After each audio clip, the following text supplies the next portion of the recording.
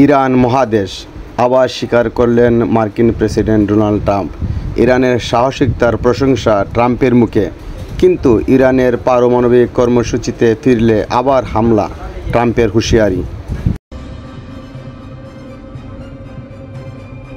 ইরানের পারমাণবিক কর্মসূচিতে ফিরলে আবার হামলা, ট্রাম্পের হুঁশিয়ারি। মার্কিন প্রেসিডেন্ট ডোনাল্ড ট্রাম্প আবারও ইরানকে কড়া হুঁশিয়ারি দিয়েছেন। তিনি সাফ জানিয়ে দিয়েছেন, যদি ইরান আবার ইউরেনিয়াম সমৃদ্ধকরণ কর্মসূচি শুরু করে তাহলে যুক্তরাষ্ট্র আবারও হামলা চালাবে। ট্রাম্পের এই হুঙ্কার যেন পরমাণু অস্ত্র নিয়ে চলমান উত্তেজনার আগুনে আরও ঘি ঢেলে দিল।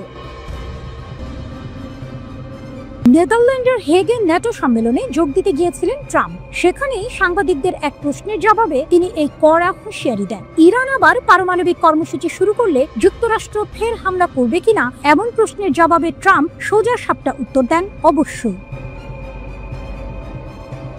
তবে একই সাথে তিনি একটি অদ্ভুত ধারণা প্রকাশ করেছেন। তার মতে ইরানের এমন উদ্যোগ নেওয়ার সম্ভাবনা নেই। তিনি বলেন, আমি মনে করি না তারা আবার কখনো এটি করবে। ট্রাম্পের যুক্তি হলো, যুক্তরাষ্ট্রের হামলার পর ইরানের পারমাণবিক স্থাপনাগুলোর যে বেহাল দশা হয়েছে তাতে সেগুলোতে পুনরায় কাজ শুরু করা তাদের পক্ষে কঠিন। কিন্তু মার্কিন গোয়েন্দা সংস্থার একটি গোপন প্রাথমিক প্রতিবেদনে বলা হয়েছে, যুক্তরাষ্ট্রের হামলার পর ইরানের পারমাণবিক কর্মসূচি পুরোপুরি ধ্বংস হয়নি, বরং এটি মাত্র কয়েক মাস পিছিয়ে দেওয়া হয়েছে। এই প্রতিবেদন ট্রাম্পের দাবির ঠিক উল্টো কথা বলছে। তবে ট্রাম্প এই দাবি মানতে নারাজ। তিনি বলছেন, এটি কেবল প্রাথমিক একটি অসমাপ্ত গোয়েন্দা প্রতিবেদন। তার মতে যুক্তরাষ্ট্রের হামলায় ইরানের পারমাণবিক কর্মসূচি কয়েক দশক পিছিয়ে গেছে। সাংবাদিকদের ট্রাম্প বলেছেন, মার্কিন গোয়েন্দারা সত্যিই জানেন না। ট্রাম্পের দাবি, ইরানের পারমাণবিক স্থাপনায় যুক্তরাষ্ট্র বিধ্বংসী হামলা চালিয়েছে। নেটো সম্মেলনে সাংবাদিকদের ট্রাম্প আরও জানান, হামলার পর ইরান ঘটনাস্থলে গিয়েছিল এবং তারা বলেছে যে স্থাপনাগুলো বিধ্বস্ত হয়ে গেছে। তিনি বলেন, আমরা কি করেছি সেটা দেখার পরেই তারা স্থির হয়েছে। আমরা এটা না করলে তারা প্রচুর অস্ত্র তৈরি চালিয়ে যেত, তারা স্থির হতো না। ট্রাম্প এখানেই থেমে থাকেননি। তিনি ইরানের উপর যুক্তরাষ্ট্রের হামলাকে দ্বিতীয় বিশ্বযুদ্ধে জাপানের হিরোশিমা ও নাগাসাকিতে পারমাণবিক বোমা হামলার সঙ্গে তুলনা করেছেন। ট্রাম্পের মতে দুটি ক্ষেত্রেই হামলায় যুদ্ধ বন্ধ করেছে। নেটো মহাসচিব মার্ক রুত্তের সঙ্গে হেগে এক বৈঠকে ট্রাম্প এই তুলনা টানেন। তিনি বলেন, আমি হিরোশিমা বা নাগাসাকির উদাহরণ দিতে চাই না, তবে দুই ক্ষেত্রেই মূলত একই ব্যাপার ঘটেছে। ওই হামলায় তখনকার যুদ্ধ বন্ধ হয়েছিল, আর এই হামলায় এখনকার যুদ্ধ বন্ধ হয়েছে। 1945 সালে হিরোশিমা ও নাগাসাকিতে যুক্তরাষ্ট্রের অ্যাটম বোমা হামলার পরই জাপান আত্মসমর্পণ করেছিল। এর মধ্য দিয়ে শেষ হয়েছিল দ্বিতীয় বিশ্বযুদ্ধ। ইরান এবং ইসরায়েলের মধ্যে যুদ্ধবিরতির কথা উল্লেখ করে ট্রাম্প বলেন, ইহুদি রাষ্ট্র এবং খামেনির নেতৃত্বাধীন রাষ্ট্রের মধ্যে যুদ্ধবিরতি খুব ভালোভাবেই চলছে।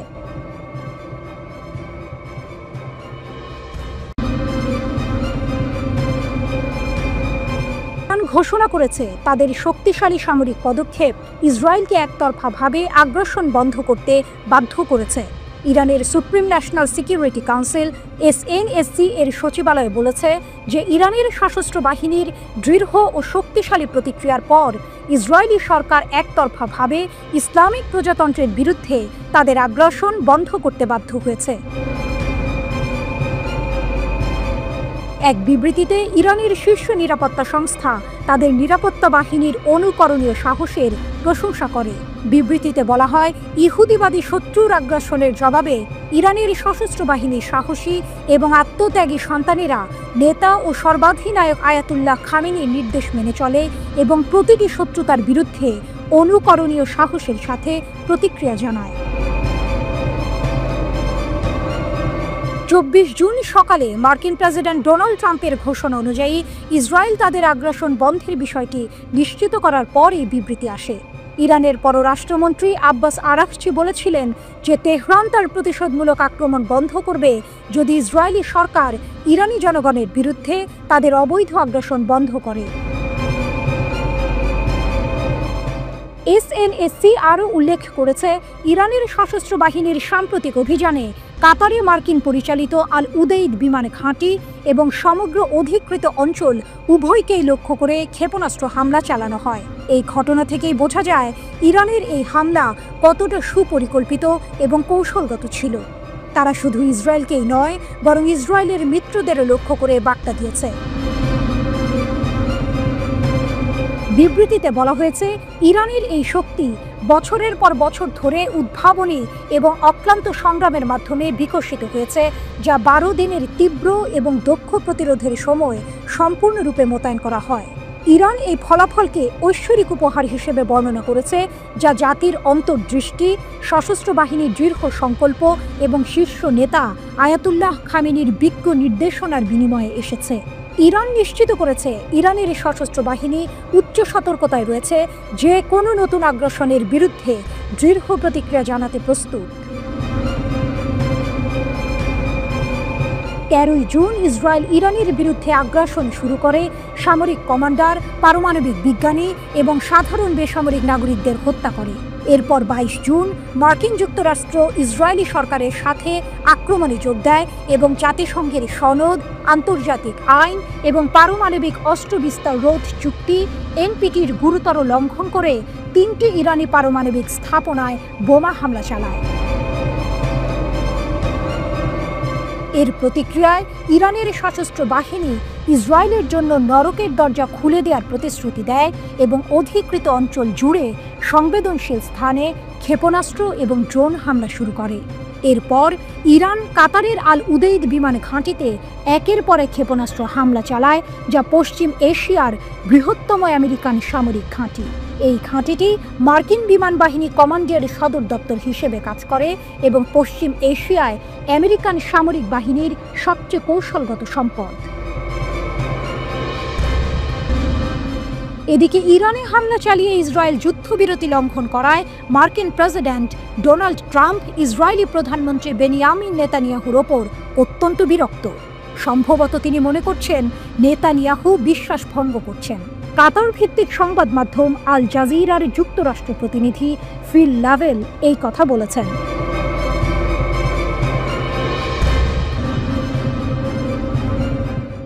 সময়টা চরম উত্তেজনার।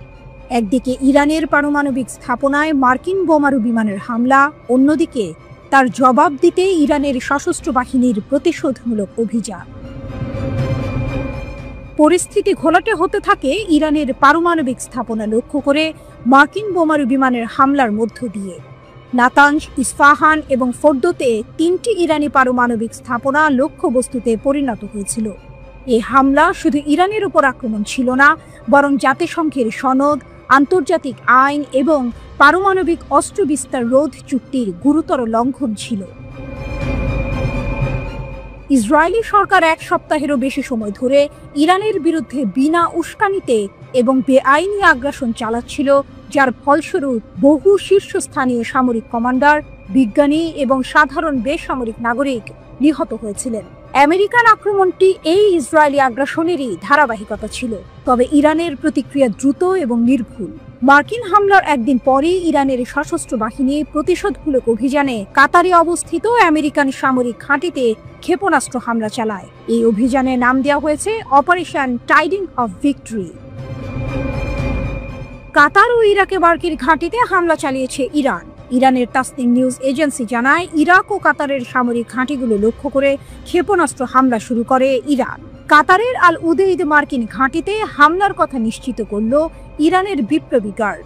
কাতারের আল উদেইদ মার্কিন ঘাঁটিতে হামলার কথা নিশ্চিত করেছে ইরানের ইসলামী বিপ্লবী গার্ড কোর IRGC। তারা আনুষ্ঠানিকভাবে জানিয়েছে, কাতারে অবস্থিত যুক্তরাষ্ট্রের আল উদেইদ বিমান ঘাঁটি লক্ষ্য করে তারা ক্ষেপণাস্ত্র হামলা চালিয়েছে। ইরানের আধা সরকারি সংবাদ সংস্থা তাসনিমের বরাত দিয়ে আল জাজিরা কথা জানিয়েছে। এই ঘাঁটিতেই যুক্তরাষ্ট্রের প্রায় 10,000 মার্কিন সেনা মোতায়েন রয়েছে। কাতারে আল উদেইদ মার্কিন ঘাঁটিতে হামলার কথা স্বীকার করেছে যুক্তরাষ্ট্র। বিবিসির খবরে বলা হয়, মার্কিন প্রতিরক্ষা সদর দপ্তর পেন্টাগন জানিয়েছে, কাতারের আল উদেইদ বিমান ঘাঁটিতে ইরান স্বল্প ও মধ্যম পাল্লার ব্যালিস্টিক ক্ষেপণাস্ত্র দিয়ে হামলা চালিয়েছে। মার্কিন হামলার জবাবে ইরান পাল্টা আক্রমণ অব্যাহত রাখবে বলে দেশটির ঊর্ধ্বতন এক কর্মকর্তা রয়টার্সকে জানিয়েছেন। তিনি বলেন, ইরানের প্রয়োজনীয় যৌক্তিকতা রয়েছে আক্রমণকারীকে শাস্তি দেওয়ার পর কূটনীতি শুরু করা। আলোচনার পথ খুঁজলে আগে ইসরায়েল ও যুক্তরাষ্ট্রকে হামলা বন্ধ করতে হবে। কাতারে যুক্তরাষ্ট্রের আল উদেইদ বিমান ঘাঁটিতে ক্ষেপণাস্ত্র হামলার পর ইরান বলেছে, এ হামলা কোনোভাবেই কাতার বা দেশটির জনগণের বিরুদ্ধে নয়, হামলার লক্ষ্য ছিল যুক্তরাষ্ট্রের ঘাঁটি। ইরানের জাতীয় সর্বোচ্চ নিরাপত্তা পরিষদ এক বিবৃতিতে বলেছে, ইরান হামলা চালিয়ে কাতারে অবস্থিত মার্কিন ঘাঁটি চুরমার করে দিয়েছে। এই হামলা কাতার কিংবা দেশটির জনগণের জন্য কোনোভাবেই বিপজ্জনক নয়। কাতারের সঙ্গে দীর্ঘদিনের উষ্ণ ও ঐতিহাসিক সম্পর্ক বজায় রাখতে ইরান প্রতিশ্রুতিবদ্ধ বলেও বিবৃতিতে আশ্বস্ত করা হয়। ইরানের রাষ্ট্রীয় গণমাধ্যমের বরাত দিয়ে বিবৃতিতে আরও বলা হয়েছে, যুক্তরাষ্ট্র ইরানের পারমাণবিক স্থাপনাগুলোতে যতগুলো বোমা ফেলেছে, কাতারের মার্কিন ঘাঁটি ধ্বংস করতেও ঠিক সেই পরিমাণ ক্ষেপণাস্ত্র ছুঁড়েছে তেহরান।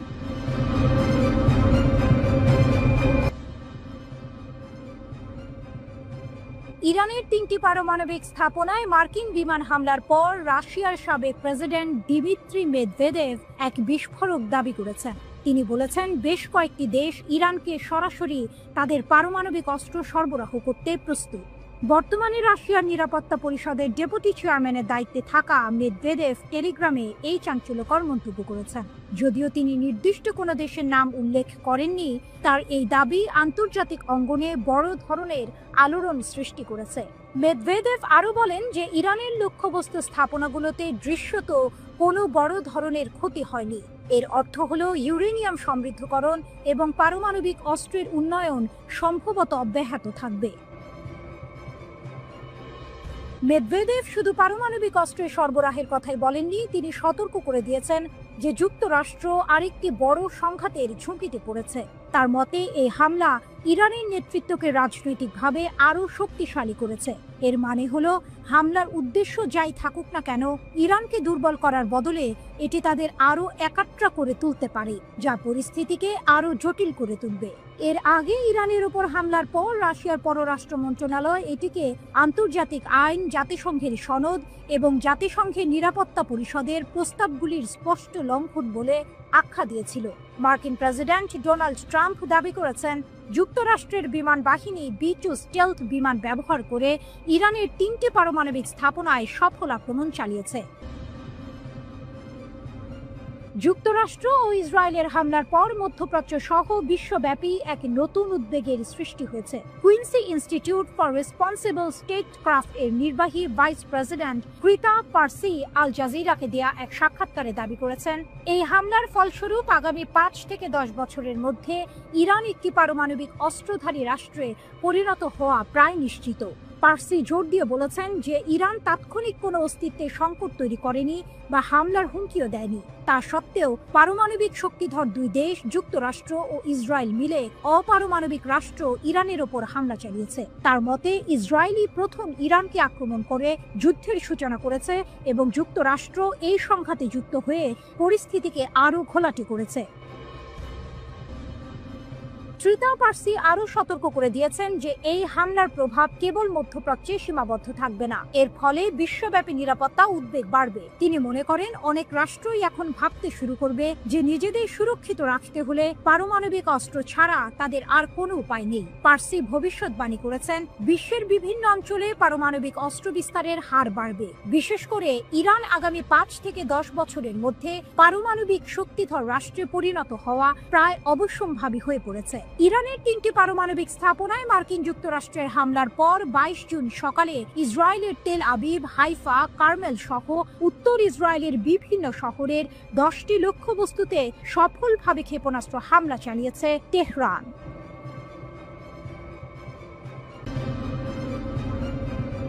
গত 13 জুন ইসরায়েল বিনা উস্কানিতে হামলা চালালে ইরানও তার জবাব দিয়েছে পাল্টা ক্ষেপণাস্ত্র হামলার মাধ্যমে। সামরিক বিশ্লেষকেরা বলছেন, এই হামলায় ইরান তার নতুন প্রজন্মের ক্ষেপণাস্ত্রগুলো ব্যবহার করেনি, তবুও ইসরায়েলের আকাশ প্রতিরক্ষা ব্যবস্থা কার্যত অকার্যকর হয়ে পড়েছে। এর 10টি প্রধান বৈশিষ্ট্য রয়েছে। ইসরায়েল যখন 13 জুন ইরানের ওপর হামলে পড়ল, ইরান তখন জবাব দিল পাল্টা ক্ষেপণাস্ত্র দিয়ে। সবাই ভেবেছিল এবার বুঝি ইরান তার সব বাঘা বাঘা ক্ষেপণাস্ত্র নামাবে, কিন্তু না। সামরিক বিশ্লেষকদের ধারণা, ইরান তার নতুন প্রজন্মের ক্ষেপণাস্ত্রগুলো নাকি এখনো ব্যবহারই করেনি। অবাক হচ্ছেন?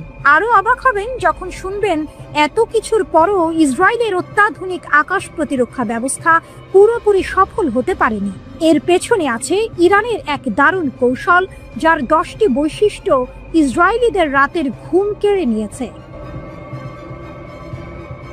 রাত দিনের হামলা, গোলক ধাঁধা। ইরান দিনের বেলায় যেমন হামলা চালাচ্ছে, রাতের বেলায়ও তেমনি। কোনো নির্দিষ্ট সময় নেই, এতে ইসরায়েলিরা গুছিয়ে ওঠারই সুযোগ পাচ্ছে না, সবসময় থাকছে এক ধরনের উদ্বেগের মধ্যে। কখন কি হয় বলা মুশকিল। আসল নকলের খেলা। ইরান ভুয়া আক্রমণের সঙ্গে আসল হামলার এমন একটি সমন্বয় ঘটাচ্ছে যে ইসরায়েলি প্রতিরক্ষা ব্যবস্থাগুলো রীতিমতো বিভ্রান্ত হয়ে পড়ছে। কোনটা আসল আর কোনটা নকল সেটা বুঝতেই তাদের ঘাম ছুটে যাচ্ছে। প্রাণঘাতী অস্ত্রের বৈচিত্র্য। শুধু ক্ষেপণাস্ত্র নয়, ইরান ব্যবহার করছে ব্যালিস্টিক ক্ষেপণাস্ত্র, আত্মঘাতী ড্রোন সহ বিভিন্ন ধরনের মারণাস্ত্র। এতে ইসরায়েলের জন্য আক্রমণের ধরন বোঝা এবং প্রতিরোধ করা আরো কঠিন হয়ে দাঁড়িয়েছে। বুড়ো আঙুল দেখিয়ে লক্ষ্যে। ইসরায়েলের থার্ড আয়রন ডোম ও ডেভিড স্লিং এর মতো আধুনিক প্রতিরক্ষা ব্যবস্থাগুলোকে বুড়ো আঙুল দেখিয়ে ইরানের ক্ষেপণাস্ত্রগুলো ঠিকই লক্ষ্যে আঘাত হানছে। এতে ইসরায়েল বুঝে গেছে তাদের নিরাপত্তার নিশ্চয়তা আসলে কতটা ঠুনকো। থামছে না হামলা, বদলাচ্ছে কৌশল। ইরান থেমে থেমে বিভিন্ন ধরনের আরো অপ্রত্যাশিত ক্ষেপণাস্ত্র ব্যবহার করছে, যা ইসরায়েলি প্রতিরক্ষা ব্যবস্থার জন্য এক বিশাল চ্যালেঞ্জ। তারা বুঝতেই পারছে না এরপর কি আসবে আর কোথা থেকে আসবে। লক্ষ্যবস্তুতে চমক। ইরান শুধু সামরিক ঘাঁটিতে নয়, ভিন্ন ভিন্ন লক্ষ্যবস্তুতে আঘাত হানছে, যা ইসরায়েলি সেনাবাহিনীকে বারবার বিস্মিত করছে। তাদের ধারণা ছিল ইরান শুধু নির্দিষ্ট কিছু জায়গায় হামলা চালাবে, কিন্তু ইরানের কৌশল ভিন্ন। সীমানা ছাড়িয়ে হামলা। হামলার পরিসীমা কোনো নির্দিষ্ট এলাকায় সীমাবদ্ধ নেই। ইসরায়েলের এক প্রান্ত থেকে আরেক প্রান্ত পর্যন্ত, উত্তর থেকে দক্ষিণ পর্যন্ত সব জায়গাতেই ইরান হামলা চালাচ্ছে। এতে ইসরায়েলের কোনো স্থানই আর নিরাপদ মনে হচ্ছে না। ডেটা ব্যাংকের জাদু। ইরানের হাতে রয়েছে লক্ষ্যবস্তুর একটি বিশাল ডেটা ব্যাংক। এর মাধ্যমে তারা সামরিক ঘাঁটি, তেল শোধনাগার সহ ইসরায়েলের গুরুত্বপূর্ণ অবকাঠামোতে নিখুঁতভাবে আঘাত হানতে পারছে। এটা যেন জাদুর মতো কাজ করছে। সতর্কবার্তা কিন্তু শঙ্কা। ইরান বারবার সতর্ক করে দিয়েছে ইসরায়েলের কোনো স্থানই আর নিরাপদ নয়। এই সতর্কবার্তা একদিকে যেমন ইরানকে আত্মবিশ্বাসী দেখাচ্ছে, তেমনি ইসরায়েলের মধ্যে জন্ম দিচ্ছে গভীর শঙ্কা। তুরুপের তাস এখনো পকেটে। ইরানের বেশ কয়েকটি নতুন প্রজন্মের দূরপাল্লার ক্ষেপণাস্ত্র এখনো নাকি ব্যবহারই করা হয়নি। এর মানে হলো ভবিষ্যতেও ইসরায়েলের বিরুদ্ধে চমকে দেওয়ার মতো আরো বড় হামলা হতে পারে। ইরান যেন তার তুরুপের তাস এখনো পকেটে রেখেই খেলা চালাচ্ছে।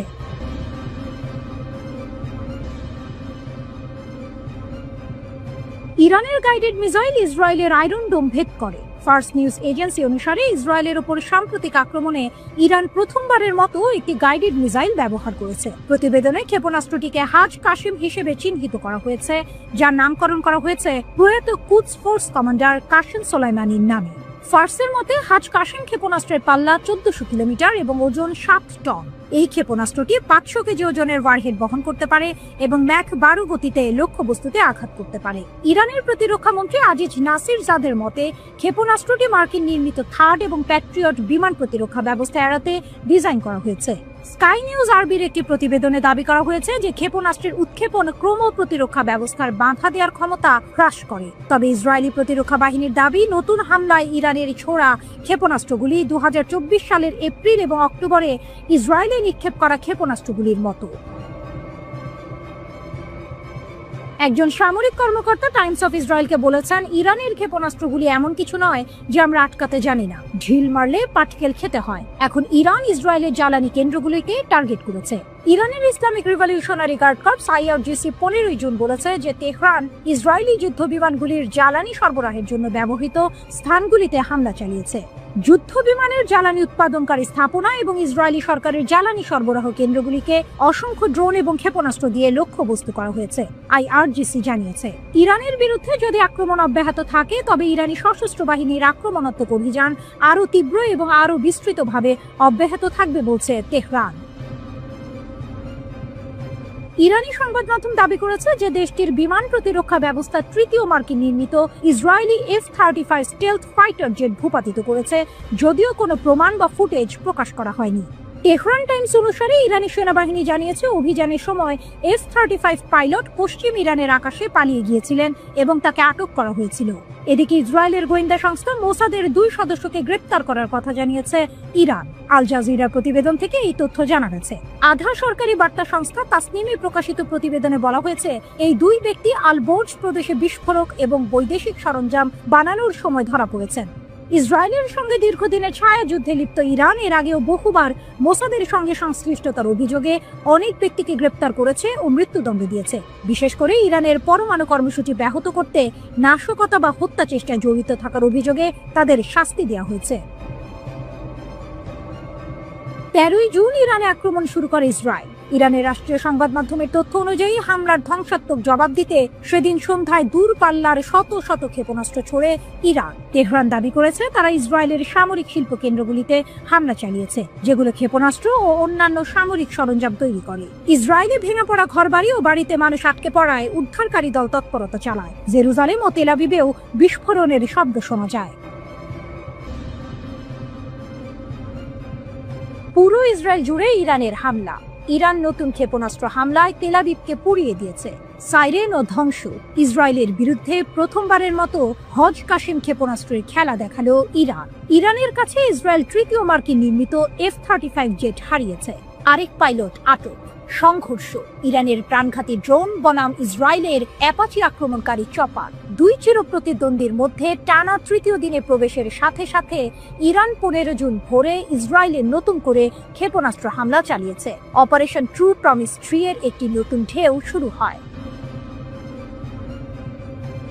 ইরানের রাষ্ট্রীয় টিভি ইসরায়েলের উপর আক্রমণ শুরুর ঘোষণা দেওয়ার সময় ইসরায়েলি আকাশ তেহরানের ক্ষেপণাস্ত্রে আলোকিত হওয়ার সরাসরি ফুটেজ সম্প্রচার করেছে। ইসরায়েল জানিয়েছে সন্ধ্যা এবং রাতের মধ্যে ইরান থেকে একাধিক লক্ষ্যবস্তুতে 2টি ক্ষেপণাস্ত্র এবং ড্রোন নিক্ষেপ করা হয়েছে। ওয়াইনেট অনুসারে লক্ষ্যবস্তুগুলির মধ্যে ছিল তামরা, বাতিয়াম এবং রেহোবোট। প্রতিটি ব্যারেজে 35 থেকে 50টি ক্ষেপণাস্ত্র বহন করার কথা রয়েছে বলে জানা গেছে। ইসরায়েলি কর্তৃপক্ষ দাবি করেছে প্রায় 100টি ক্ষেপণাস্ত্র এবং ডজন ডজন মনুষ্যবিহীন বিমান UAV প্রতিহত করা হয়েছে। জেরুজালেম এবং তেল আবিব জুড়ে বিমান হামলার সাইরেন এবং গর্জন প্রতিধ্বনিত হয়েছিল, যার ফলে আক্রমণের সময় লক্ষ লক্ষ লোক আশ্রয় কেন্দ্রে ছুটে যেতে বাধ্য হয়েছিল। ইসরায়েলি সেনাবাহিনী এক্সে লিখেছে যে কয়েক ডজন শহর এবং সম্প্রদায় জুড়ে লক্ষ লক্ষ লোক সাইরেন বাজানোর সাথে সাথে আশ্রয়ের জন্য ছুটে যাচ্ছিল। তেল আবিবের কাছে রামাত গান শহরে AFP ছবিতে ইরানের প্রথম আক্রমণের পর ধ্বংসস্তূপে ভরা ভবন, ধ্বংসপ্রাপ্ত যানবাহন এবং রাস্তাঘাট দেখা গেছে। ইরানের সরকারি আরবি সংবাদ সংস্থা রকেট ইমোজি সহ রিপোর্ট করেছে তেল আবিব জ্বলছে। ইসরায়েলি জরুরি পরিষেবা অনুসারে রাতভর ইরানি হামলায় কমপক্ষে 8 জন নিহত হয়েছে। ব্যাগেন ডেভিড আদমের একজন মুখপাত্র চ্যানেল 12কে জানিয়েছেন ইরানের হামলার প্রায় 200 জন আহত হয়েছেন এবং 35 জন নিখোঁজ রয়েছে। ইরানের রাষ্ট্রীয় গণমাধ্যম নতুন করে দফায় দফায় ব্যালিস্টিক ক্ষেপণাস্ত্র ইসরায়েলি ছোড়ার খবর জানিয়েছে। ইসরায়েলের প্রতিরক্ষা বাহিনী IDF জানিয়েছে ইরানের ছোড়া ক্ষেপণাস্ত্র শনাক্ত হওয়ার পর দেশ জুড়ে বেশ কয়েকটি এলাকায় সতর্কতা সাইরেন বেজে উঠেছে। 13 জুন ইরানের বিরুদ্ধে সবচেয়ে বড় সামরিক অভিযান শুরু করে ইসরায়েল। তাদের দাবি ইরান যাতে পারমাণবিক অস্ত্র তৈরি করতে না পারে এবং ব্যালিস্টিক ক্ষেপণাস্ত্র সক্ষমতা হারায় সেই লক্ষ্যেই এই হামলা চালানো হয়েছে। 2 দেশের মধ্যে পাল্টাপাল্টি ক্ষেপণাস্ত্র হামলায় উভয় পক্ষেই বেসামরিক নাগরিক নিহতের ঘটনা ঘটেছে। ইরানের প্রেসিডেন্ট মাসুদ পেজেশকিয়ান বলেছেন ইসরায়েলের হামলা চলতে থাকলে তাদেরকে আরো কঠোর জবাব দেওয়া হবে। ওদিকে ইসরায়েলি প্রধানমন্ত্রী বেনিয়ামিন নেতানিয়াহু বলেছেন ইরানের হামলায় ইসরায়েলি নাগরিকদের মৃত্যুর জন্য তেহরানকে চরম মূল্য দিতে হবে। ইরানের রাষ্ট্রীয় সংবাদ সংস্থা IRN এর বরাত দিয়ে আল জাজিরা জানিয়েছে তেহরানে একাধিক গাড়ি বোমার বিস্ফোরণ ঘটিয়েছে ইসরায়েলি সম্পৃক্ত নাশকতাকারীরা। এর কিছুক্ষণ পর ইসরায়েলের দিকে লক্ষ্য করে অন্তত 50টি ব্যালিস্টিক ক্ষেপণাস্ত্র নিক্ষেপ করা হয়েছে।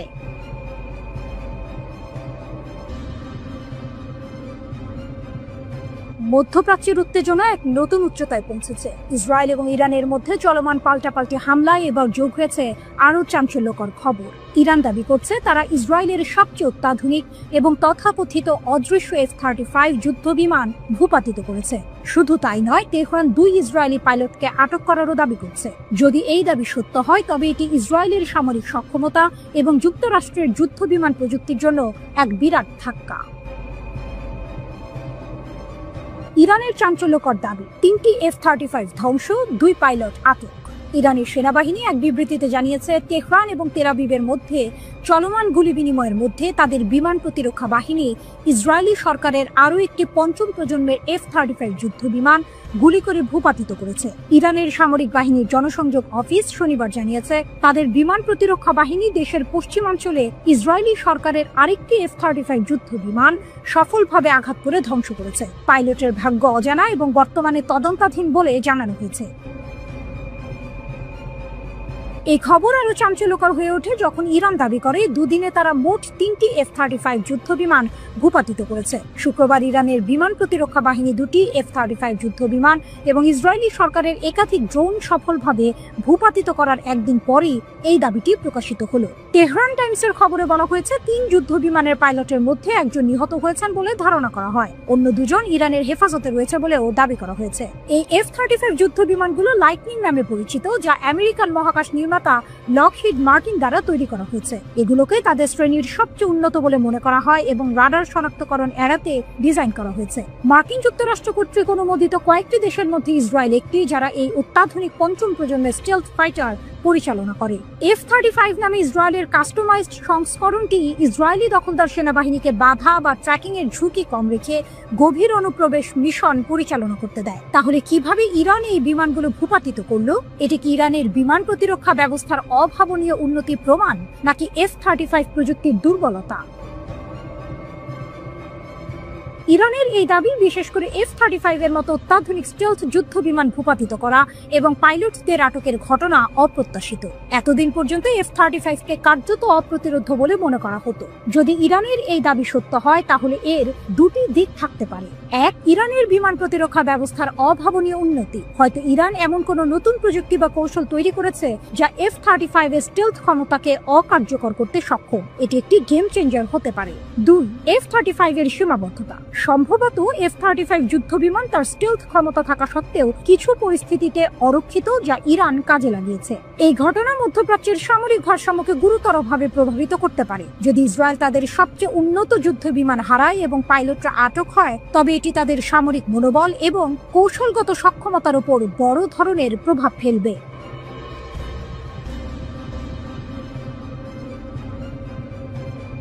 মধ্যপ্রাচ্যের আকাশে এখন যুদ্ধের দামামা। একদিকে ইরান, অন্যদিকে ইসরায়েল। এমন উত্তেজনার পারদের মধ্যেই ইসরায়েলের সামরিক বাহিনী এক চাঞ্চল্যকর তথ্য স্বীকার করেছে। রিপোর্ট টাইমস অফ ইন্ডিয়ার। তারা জানিয়েছে, ইরানের হামলার আগে তাদের অত্যাধুনিক সতর্কতা ব্যবস্থা সম্পূর্ণরূপে ব্যর্থ হয়েছে। এই ঘটনায় ইসরায়েলিদের মধ্যে যেমন ক্ষোভ সৃষ্টি করেছে, তেমনি আন্তর্জাতিক মহলেও প্রশ্ন উঠেছে ইসরায়েলের প্রতিরক্ষা ব্যবস্থা নিয়ে। অন্ধকারে ইসরায়েলিরা সাইরেন বাজলেও কিন্তু সতর্কবার্তা কই। ঘটনার সূত্রপাত হয় যখন মধ্য ইসরায়েলে ইরানি ক্ষেপণাস্ত্র আঘাত হানে। প্রচন্ড বিস্ফোরণে কেঁপে ওঠে তেল আবিব সহ বিস্তীর্ণ অঞ্চল। কিন্তু চমকপ্রদ ব্যাপার হলো, স্থানীয় বাসিন্দারা জানিয়েছেন বিস্ফোরণের আগে তারা কোনো ধরনের পূর্ব সতর্কতা পাননি। তাদের অভিযোগ, বিস্ফোরণের শব্দ শোনার পর কেবল বিমান হামলার সাইরেন বেজেছে, যার কোনো উপযোগিতা ছিল না। আমরা কেবল বিস্ফোরণের শব্দ শুনেছি, তারপর সাইরেন বেজেছে, বলেছিলেন এক আতঙ্কিত ইসরায়েলি নাগরিক। ইসরায়েলের প্রতিরক্ষা বাহিনী IDF এই ব্যর্থতার কথা স্বীকার করে নিয়েছে। তারা জানিয়েছে, ইরানের সঙ্গে চলমান উত্তেজনার মধ্যেই এই সতর্কতা ব্যবস্থার ত্রুটি নিয়ে গভীর তদন্ত শুরু হয়েছে। এই ঘটনা শুধু একটি প্রযুক্তিগত ব্যর্থতা নয়, বরং ইসরায়েলি জনগণের নিরাপত্তার বিষয়ে বড় ধরনের উদ্বেগ জন্ম নিয়েছে। মেসার ইসের প্রথম পরীক্ষা নাকি প্রথম ব্যর্থতা? এই হামলার ঘটনায় ইসরায়েলের নতুন ব্যক্তিগত বার্তা প্ল্যাটফর্ম হিব্রুতে, যা মেসার ইসি নামে পরিচিত, সেটির প্রথম পূর্ণাঙ্গ ব্যবহার হয়েছিল। এই সিস্টেমটি মোবাইল ফোনে সরাসরি সতর্কতা পাঠানোর জন্য সেল ব্রডকাস্ট প্রযুক্তি ব্যবহার করে। এর বিশেষত্ব হলো, এটি কাজ করার জন্য কোনো অ্যাপ, ইন্টারনেট বা সাইন আপের প্রয়োজন নেই। হুমকিপ্রাপ্ত এলাকার কাছাকাছি থাকা ফোনে স্বয়ংক্রিয়ভাবে একটি উচ্চস্বরের ও স্বতন্ত্র জরুরি সুরের সঙ্গে বার্তাটি প্রদর্শিত হওয়ার কথা। গত 17 এপ্রিল ইয়েমেন থেকে ক্ষেপণাস্ত্র হুমকির সময় এই সিস্টেমটির একটি আংশিক পরীক্ষা করা হয়েছিল। সেই পরীক্ষায় এটি কার্যকর বলে মনে করা হয়েছিল, কিন্তু শনিবারের হামলায় দেখা গেল এর অনেক ফাঁক ফোকর। হাজার হাজার ইসরায়েলি কোনো সতর্কবার্তা পাননি, যা এই নতুন ব্যবস্থার কার্যকারিতা নিয়ে বড় প্রশ্ন তুলেছে। কেন ব্যর্থ হলো এই অত্যাধুনিক ব্যবস্থা? আইডিএফ এখন চুলচেরা বিশ্লেষণ করছে কেন এমনটা হলো। তারা খতিয়ে দেখছে এটি কি শুধুই কোনো কারিগরি ত্রুটি নাকি এর পেছনে মানবিক ভুল দায়ী। আরেকটি গুরুত্বপূর্ণ বিষয় যা তদন্ত করা হচ্ছে তা হলো ব্যাপক রকেট হামলা কি সিস্টেমের ধারণ ক্ষমতাকে অতিরিক্ত চাপিয়ে দিয়েছে, অর্থাৎ একসঙ্গে এত বেশি বার্তা পাঠানোর চেষ্টা করায় সিস্টেম কি আর কাজ করতে পারেনি। সামরিক কর্মকর্তারা প্রতিশ্রুতি দিয়েছেন যে তদন্ত শেষ হওয়ার পর তারা বিস্তারিত ফলাফল প্রকাশ করবেন। এই ঘটনার জেরে ইসরায়েলি সেনাবাহিনীর উপর চাপ সৃষ্টি হয়েছে। ইসরায়েলিরা জানতে চায় তাদের নিরাপত্তার জন্য যে কোটি কোটি টাকা খরচ করে অত্যাধুনিক ব্যবস্থা তৈরি করা হয়েছে তা কেন চরম মুহূর্তে তাদের রক্ষা করতে পারল না। এই ব্যর্থতা ইসরায়েলের প্রতিরক্ষা ব্যবস্থার দুর্বলতাগুলো উন্মোচন করে দিয়েছে। একই সাথে এটি ইঙ্গিত দিয়েছে আধুনিক যুদ্ধে শুধুমাত্র অত্যাধুনিক প্রযুক্তি থাকলে হয় না, সেগুলোর সঠিক এবং নিরবিচ্ছিন্ন কার্যকারিতাও নিশ্চিত করতে হয়।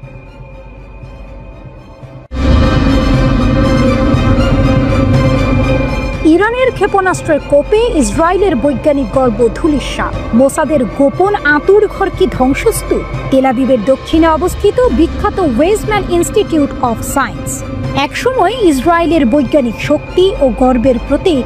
মোসাদের সঙ্গে যাদের সম্পর্ক ছিল নিবিড়, আজ সেটি শুধুই ধোঁয়া আর ধ্বংসস্তূপের স্তূপ। ইরানের ক্ষেপণাস্ত্র হামলায় ইসরায়েলের এই ব্রেইন চাইল্ড যে ভয়াবহ আঘাত পেয়েছে তা ইসরায়েলের সামরিক ও বৈজ্ঞানিক সক্ষমতার জন্য এক অশনি সংকেত। ইরানের ক্ষেপণাস্ত্র হামলায় ইসরায়েলের এই ব্রেইন চাইল্ড যে ভয়াবহ আঘাত পেয়েছে তা ইসরায়েলের সামরিক ও বৈজ্ঞানিক সক্ষমতার জন্য এক অশনি সংকেত।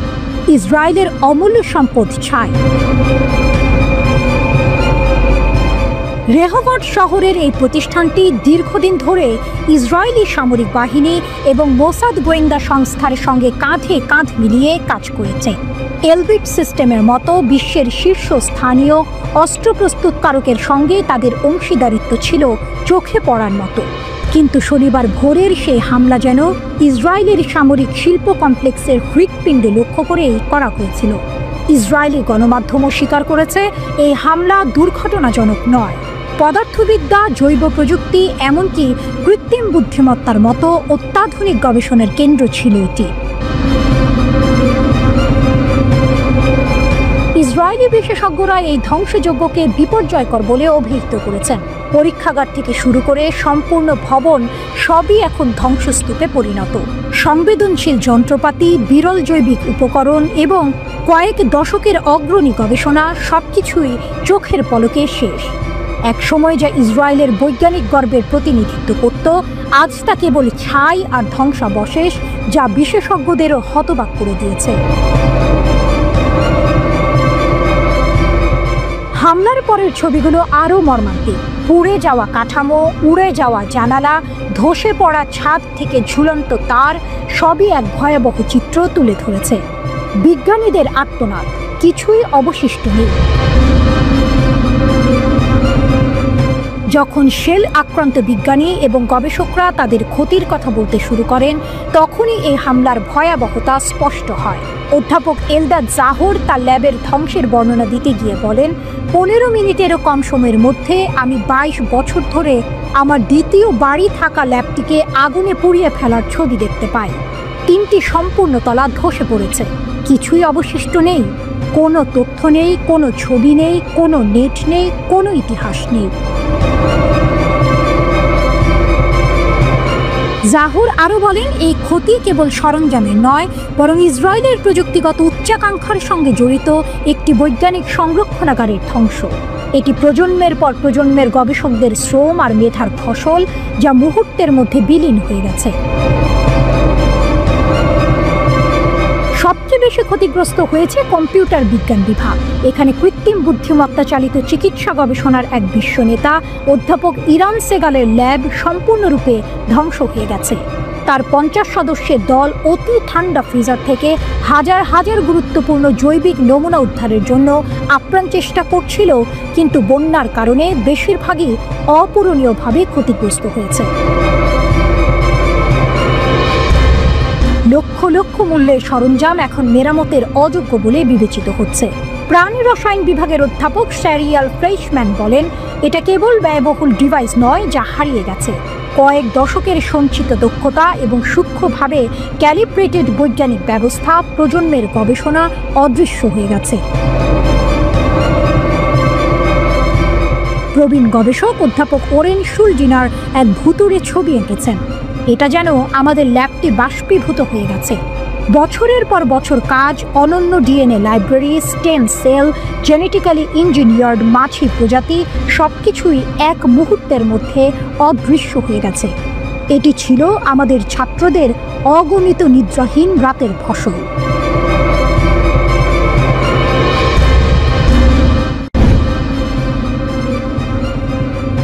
মধ্যপ্রাচ্যের দুই চিরশত্রু ইরান ও ইসরায়েল এখন সরাসরি সংঘাতে জড়িয়ে পড়ার পথে। 13 জুন ইসরায়েল ইরানের সামরিক ও পারমাণবিক স্থাপনাগুলিতে ব্যাপক হামলা চালিয়েছে। এর জবাবে ইরানও কঠোর হুঁশিয়ারি দিয়েছে। প্রশ্ন হলো, সামরিক সক্ষমতায় কে এগিয়ে? চলুন এই দুই দেশের শক্তি ও দুর্বলতাগুলো দেখে নেওয়া যাক। সৈন্য সংখ্যা, কে বেশি শক্তিশালী? সংখ্যায় ইরান অনেক এগিয়ে। যুক্তরাজ্য ভিত্তিক ইন্টারন্যাশনাল ইনস্টিটিউট ফর স্ট্র্যাটেজিক স্টাডিজের 2023 সালের প্রতিবেদন অনুযায়ী ইরানের সক্রিয় সৈন্য সংখ্যা 6,10,000। এর মধ্যে সেনাবাহিনীতে রয়েছে 3,50,000, আইআরজিসিতে 1,90,000, নৌবাহিনীতে 18,000, বিমান বাহিনীতে 37,000 এবং বিমান প্রতিরক্ষায় 15,000 সৈন্য। এছাড়া ইরানের রিজার্ভ বাহিনীর সদস্য সংখ্যা 3,50,000।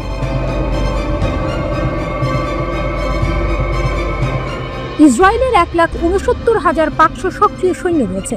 সেনাবাহিনীতে 1,26,000, নৌবাহিনীতে 9,500 এবং বিমান বাহিনীতে 34,000। ইসরায়েলের রিজার্ভ বাহিনীর সদস্য সংখ্যা 4,65,000। 18 ঊর্ধ্ব বয়সী অধিকাংশ নারী ও পুরুষের জন্য সামরিক কর্মকাণ্ডে অংশ নেওয়া বাধ্যতামূলক, তবে নির্দিষ্ট কিছু ছাড় আছে। সামরিক ব্যয়, কার বাজেট বেশি? সামরিক ব্যয়ের দিক থেকে ইসরায়েল ইরানকে ছাড়িয়ে গেছে। স্টকহোম ইন্টারন্যাশনাল পিস রিসার্চ ইনস্টিটিউটের 2024 সালের তথ্য মতে 2023 সালে ইসরায়েল সামরিক খাতে $27.5 বিলিয়ন ব্যয় করেছে, যা ইরানের $10.3 বিলিয়ন চেয়ে প্রায় 3 গুণ বেশি। ইসরায়েলের এই ব্যয় বৃদ্ধি মূলত গাজা যুদ্ধের কারণে হয়েছে। সামরিক খাতে বেশি বিনিয়োগের অর্থ হল অত্যাধুনিক প্রযুক্তির অস্ত্র ও উন্নত প্রশিক্ষণের সুবিধা। স্থলবাহিনী, ট্যাঙ্ক আর আর্টিলারিতে কে এগিয়ে? স্থলপথেও ইরান সংখ্যায় এগিয়ে। দ্য মিলিটারি ব্যালেন্স 2023 অনুসারে ইরানের 10,513টির বেশি যুদ্ধ ট্যাঙ্ক এবং 6,798টি আর্টিলারি গান রয়েছে। ইসরায়েলের কাছে প্রায় 400টি যুদ্ধ ট্যাঙ্ক এবং 530টি আর্টিলারি গান আছে। বিমান বাহিনী, আকাশের লড়াইয়ে কে সেরা? বিমান বাহিনীর সক্ষমতা ইসরায়েল তুলনামূলকভাবে বেশি আধুনিক এবং কার্যকর। যদিও ইরানের বিমান বাহিনীর কাছে 312টি যুদ্ধোপযোগী বিমান রয়েছে, ইসরায়েলের 345টি যুদ্ধোপযোগী বিমান এবং 43টি অ্যাটাক হেলিকপ্টার রয়েছে।